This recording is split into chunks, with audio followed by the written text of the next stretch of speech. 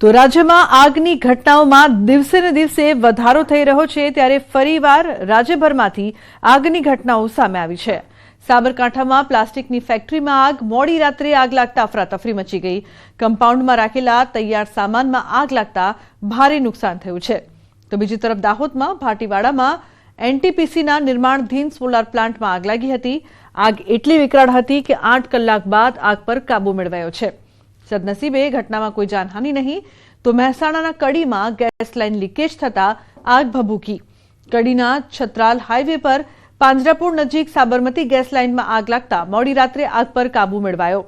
તો આ તરફ વડોદરામાં સન ફાર્મા રોડ પર આવેલ લાકડાના ગોડાઉનમાં રાત્રે આગ લાગતા અફરાતફરી મચી હતી। ભારે જહેમત બાદ આગ પર કાબુ મેળવાયો છે।